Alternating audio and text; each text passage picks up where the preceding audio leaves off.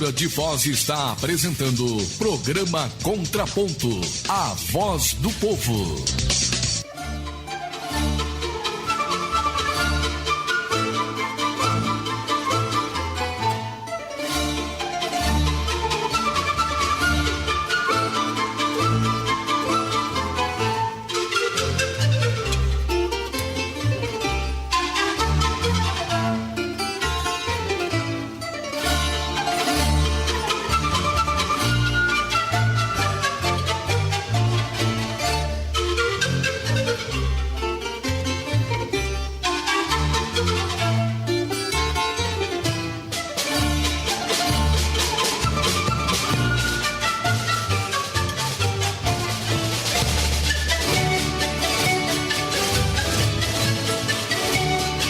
São 12 horas e 4 minutos e 24 graus a temperatura em Foz do Iguaçu.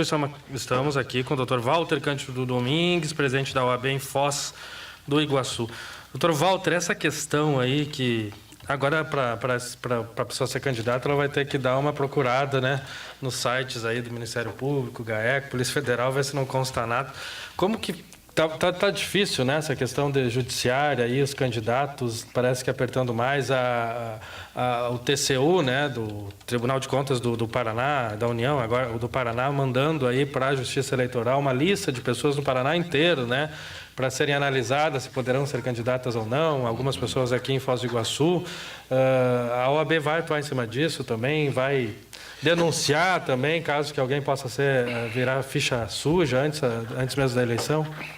Com certeza, né? Nós já estaremos buscando todas as informações, acompanhar de perto essas questões aí, mas tenho certeza que o Ministério Público estará atento a isso, né? Estará fiscalizando, que é o papel do Ministério Público também fiscalizar isso, estará atuando. Claro que vai haver muitas brigas judiciais para ser registrada a candidatura dos candidatos, vai ficar muito a questão judicial, de análise do tribunal, mas eu acredito que o Ministério Público está atento a isso e estará fazendo um papel importante.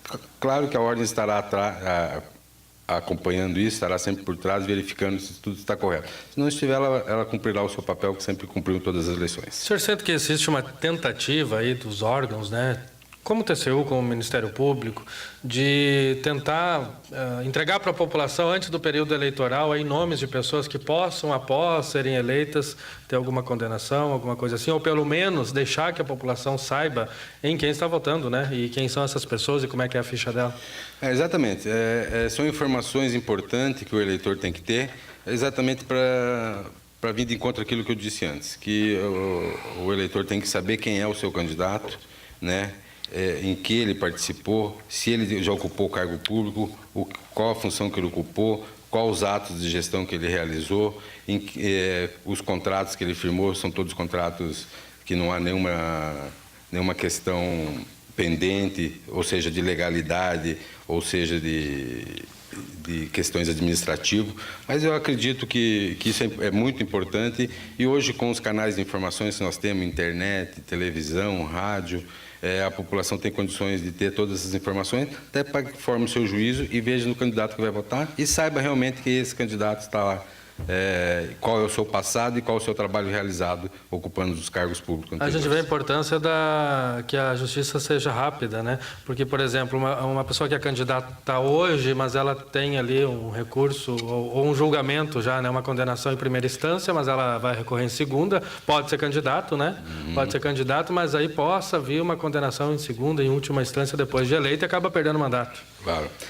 O bom é que tudo isso fosse resolvido antes das eleições, né? Exatamente, né? Nós temos questões judiciais, apesar que a justiça eleitoral ela tem uma outra agilidade, tem outros prazos, ela sempre é muito ágil, mas claro que sempre há pendências de questões cíveis, processos de improbidade administrativa e até questões penais onde os candidatos também são denunciados por qualquer ato ilícito tenha cometido. O ouvinte pode ligar no 3026 8020 no 0800 600 0820 e mandar um WhatsApp no 9827-8200 participar do Contraponto conosco. Tem gente no WhatsApp aí? No momento caiu a conexão com o WhatsApp, mas eu já estou ajeitando então, aqui. Tá. Vamos, daqui a pouco o Júlio já resolve esse problema técnico aqui do WhatsApp, mas vai mandando aí que quando ligar de volta a gente lê todos. 9827-8200. Alguma pergunta, Caleb? É o seguinte, em 2013 foi feita aquelas manifestações e se pedia uma reforma política aí grande, né? E foi ameaçado fazer reforma política, no fim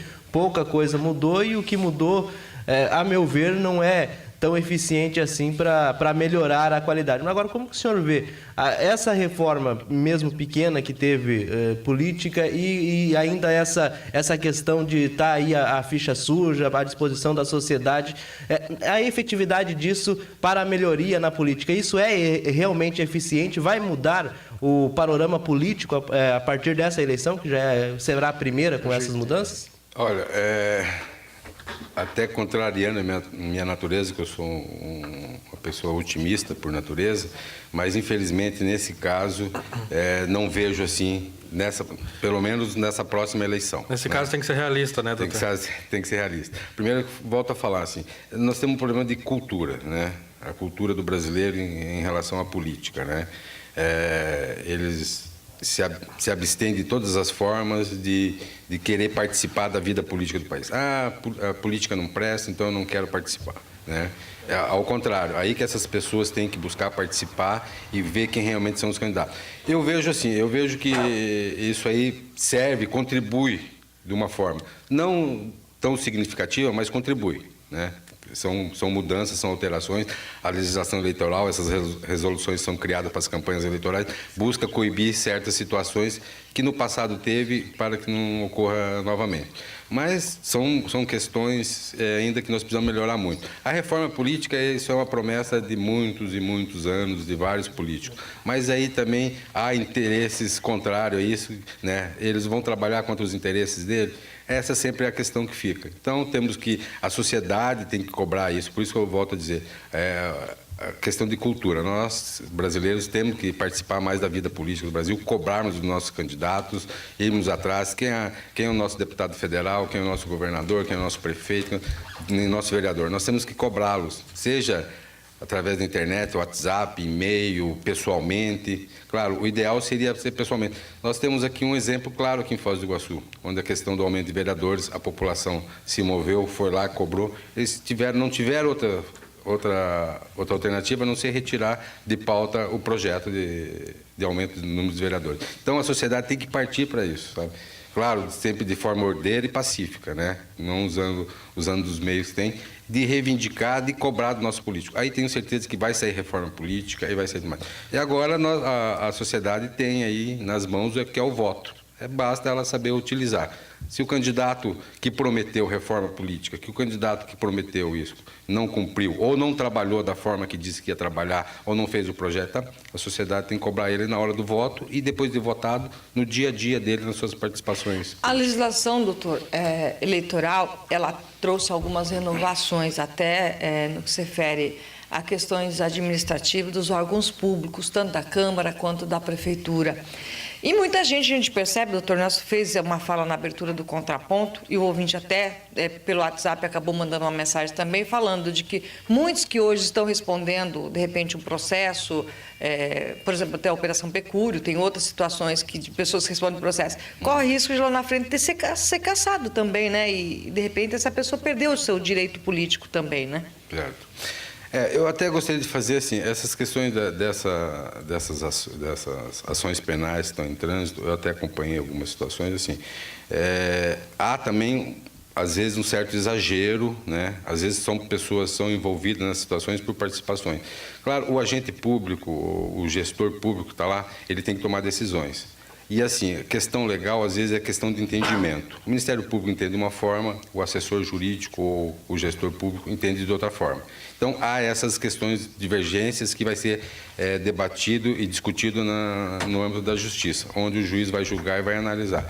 Então, isso é uma questão que pende de decisão e alguém tem que decidir, tem que tomar uma decisão que às vezes o Ministério Público entende de outra forma. Eu tenho acompanhado até essa questão da pecúlia, assim, não ativamente, porque eu não estou no processo, mas tenho lido algumas situações e alguns colegas têm discutido comigo, que estão participando disso aí, tenho debatido sobre isso, e vejo que o Ministério Público às vezes pega entendimentos, pareceres até, por exemplo, tem alguns advogados que estão envolvidos nessa pecúlia, onde a participação dele foi um parecer. Foi encaminhado para ele deu um parecer em cima daquilo. O Ministério Público denunciou o advogado porque ele deu aquele parecer, né?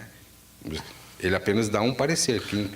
Quem faz a ação, quem cumpre, faz os atos de gestão, é o agente público, não é o advogado. Pois é, ontem a gente até falava sobre isso, doutor, sobre os 85 réus da Operação Pecúlio, né? Mas daí a gente vê, assim, que está todo mundo desses órgãos pensando um pouco parecido, porque daí se a Polícia Federal denuncia e o Ministério Público aceita e a Justiça aceita também, né, a denúncia do Ministério Público e a polícia que tinha denunciado 40, né, e o Ministério Público acrescentou mais alguns, virou em 85 e todos aceitos pela Justiça. Parece que estão pensando todo mundo parecido, né, pelo menos orquestrado. Mais ou menos dentro desse aí há um entendimento, pelo menos nesse caso específico da pecúlio, né, onde foi aceita a denúncia contra todos. Então, é apenas uma colocação que eu queria colocar. Claro que também não podemos assim cercear o direito da pessoa de ser candidato ou de se eleger por uma questão jurídica onde está passivo de condenação ou de não condenação, porque aí o julgamento pode mudar tudo. Pode mudar tudo. Então, assim, o que nós talvez teríamos que buscar é uma maior agilidade para que essas questões sejam o mais rápido possível dirimida e a pessoa possa dizer, não, a minha ação foi correta, o Ministério Público entendeu de forma diferente, porque essas questões... O direito não é uma ciência exata, né? Cada um tem um entendimento. Então, fica nessas questões aí. Ontem, inclusive, o ex-vereador Narizão, ele esteve aqui na Rádio Cultura um pouco apavorado, porque o nome dele estava entre os 85, e a gente foi tentar entender o motivo pelo qual, né, ele estava ali. Daí tinha sido uma ligação para outra pessoa, que na verdade é outra pessoa que estava grampeada, e ele fez essa ligação e acabou virando réu da Justiça hoje, pelo motivo do quê? Ele pediu nessa ligação um ônibus para um velório. Uma pessoa estava pedindo para ele intercedeu ali, pedindo, tem como arrumar ali um ônibus para o velório lá de tal fulano e tal, daí arrumaram e tal, e ele virou réu da Justiça por causa disso. Não acredito que seja um crime tão grande, tão grave assim, né? Então. E não sei se vai acontecer uma condenação aí. Exatamente. Isso aí. Às vezes uma questão dessa aí vai se proibir ele de se candidatar a vereador, ou ele vai ser... Eu não vejo dessa forma. Eu acho que temos que buscar meios para tentar rapidamente dirimir essa situação e a pessoa qualquer cidadão tenha seu direito de postular um cargo eletivo. Dr. Walter Cândido Domingos, OAB de Foz do Iguaçu, obrigado pela presença aqui. Vamos falar com o senhor mais vezes durante esse período todo. Eu que agradeço o convite.